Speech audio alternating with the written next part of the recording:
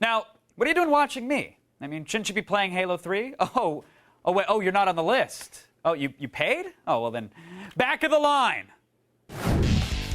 Bungie Studios, the creators of the Halo franchise, have been working for more than 3 years on the next generation of gaming, Halo 3. Early this morning, Halo fans worldwide logged on for a chance to get a first taste of the new levels, weapons, vehicles, and game modes in the Halo 3 beta. But all they got was this. With Xbox Live servers down, forums across the internets are lighting up and hurling Spartan-like hate at Bungie and Microsoft. Is this beta delay just a technical hiccup?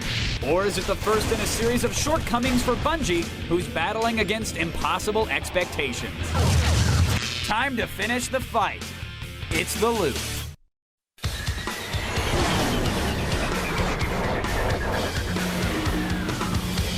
All right, first an editorial note. A guest from Bungie was booked on the show for tonight. We told you about that earlier in the week. They were going to appear on the Loop, but they declined to participate earlier today. I'm assuming it was all hands on deck back at the office. I can understand that. My guest tonight, however, though, managing editor for Joystick.com, Chris Grant is here, and from San Diego, gaming industry analyst Geoff Keighley joins us.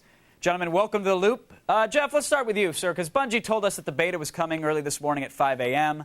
I know we all set our alarm clocks, or we pounded the no-dos, we stayed up through the night. Now they're saying 3 to 6 hours if the test works out. Geoff, when Bungie and Microsoft, when they promise something to an audience like this, especially sort of the early adopters, and they don't deliver, does this really affect the buzz that negatively? Well, I think people are upset about it right now. I think what people keep forgetting is that this is a beta. It's not the Halo 3 demo. So part of the reason they're putting this beta out so widely is to test the server loads, to try these things out. So like any beta software, you shouldn't expect it to work perfectly. But obviously, with all the hype, all the excitement, there was a big party in Hollywood last night for the launch of it. I mean, they're really treating this like a major game launch. So obviously, people are disappointed right now. But later tonight, when it's active, everyone's going to download and forget this by tomorrow night. That's true. It seems that they treat it like it's this major release, but they always fall back on the fact that it's a beta when something doesn't go quite right. But now, Chris, some people are saying the beta works fine for some people. However, the gamers that put down $60 for Crackdown, they're out of luck right now. I mean, didn't they deserve to at least get in first? Well, I mean, that seems to be the problem here, is that the Crackdown people who spent $60 to get the game, the joke was that it was a Halo 3 beta with Crackdown included for free. They're not able to get in, and that seems to be the source of the problem. It's not a problem with server load distributing the demo. It's a problem with some kind of technical issue with getting that Crackdown copy to activate the demo or download the demo, and that's apparently what they're fixing right now. Yeah, Geoff, I'm sure you heard that joke as well. Buy the Halo 3 beta, you get a free copy of Crackdown. Crackdown was a good game. No, it was a good game, but you got to admit there were some people out there that bought it solely for the guaranteed opportunity to get in. What I would say is I think Bungie, I think overextended themselves a little bit in terms of this idea of the beta. Started as, it was going to be this elite thing for just a few people, and eventually, I mean, they're going to be, I think there are probably over 1 million copies of Crackdown out there, so this is a very widely distributed beta. That's why, I mean, as you said, calling it a beta is sort of silly given how widely it's distributed. Now, do you think they're using the term beta here because they don't want to say multiplayer demo? That way, in case anybody does want to judge it, they can again fall back on that term, Chris? Well, it's also considerably early. I mean, they just announced the release date for the game today, September 25th. And so here we are in May, that's months off. So I think calling it a beta is probably accurate. I'm sure that the game isn't reflective of the final finished product. I'm sure it'll be different in probably some significant ways. I was at Bungie a couple weeks ago, and I mean, they're very clear that this is not really a beta to sort of see how people like the weapons. I mean, this is a very, people that have played it, I mean, it's very refined, very tight. I mean, this is not something where you see temporary graphics. This is I think it's pretty much the multiplayer demo. They're just not calling it that, so they have sort of a fallback position. All right, Chris, now we've talked about how Halo 3 looks and how it plays the past few days, but tonight, let's assume that all these frustrated gamers, again, Microsoft, they've said 3 to 6 hours, hopefully they get a chance to log in and play it. Is that extra frustration, is that going to make them think Halo 2.5, or are they really going to be blown away by this thing? Well, I think it depends on what their expectations are. If they're going in looking for a game that looks like Gears of War, I think they're certainly going to be disappointed. It doesn't look like Gears of War. It has a different aesthetic. But on the other hand, it's a game that runs very smoothly. The gameplay is very tight. You talk to Halo fanatics, and they're just ecstatic over the improvements made to multiplayer. But for a lot of people, I mean, they're expecting some kind of radical change. And when you bill a game like Microsoft is as the most anticipated release of all time, that's bound to introduce a certain amount of expectations, which couldn't possibly be met.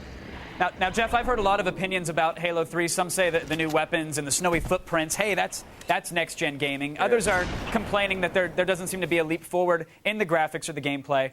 What's your take on this one, sir? Yeah, well, it's interesting. Everyone uses that line about how it's always a different aesthetic than Gears of War, so it looks different. I mean, is the Halo aesthetic sort of a last-gen aesthetic then? I mean, that's the thing is it looks fine, but I think you put it Halo 2 in high def on the 360 versus Halo 3. Graphically, not that much different. I mean, there's no anti-aliasing. Looks very similar. So I'm pretty disappointed in it graphically, but, Bungie has said the single player will look better.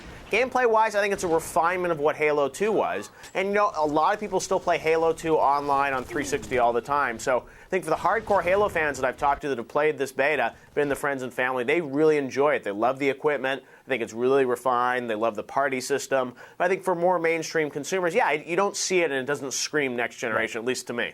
All right, now, Chris, news came late last night. Halo 3, it's coming out on September 25th. I mean, do we expect this release to be that soon? And are they doing that just to compete with sort of Grand Theft Auto around October? Perhaps. I mean, I think that Bungie's probably farther along than we think, and I think September was a date that we'd all been guessing for a long time. The general consensus was that it wasn't going to be as late as November like Halo 2 was. Get the systems out earlier, start selling, or the game out earlier, start selling more 360s going up into the holiday season. That just is good business sense. Geoff, final word to you, very quick, sir. When this game comes out in September, are we going to completely forget about this whole beta and the fiasco? I think we're probably going to forget about the fiasco by tomorrow. And, with the beta getting cut off on June 6th, I'm really interested to see what happens June 7th or if they extend it. Because I think, a lot of these Halo players are going to be hooked on it. What are they going to do all summer? What are they going to play? Well, maybe that's their plan to keep the hype building up until September. I want to thank Chris and Geoff for joining us in the Loop, gentlemen. That was a fun discussion. Look, breathe. I know a lot of you are upset and demanding blood, but remember one thing. This is a beta, Calm down. Things are going to get fixed. Glitches happen. And I can understand that. I can understand your anger. Some of you are saying, hey, Microsoft put a price tag, a $60 price tag on a beta, and I'm in the same boat. I didn't get a friends and family code. I'm rolling with you. But we know that Bungie and Microsoft are well aware of the turmoil and the mental stress that this delay has caused. So take off the caps lock, log off, and breathe. Trust me, the second this beta goes live, the whole world is going to know about it. Attack of the Show, weeknights at 7, only on G4.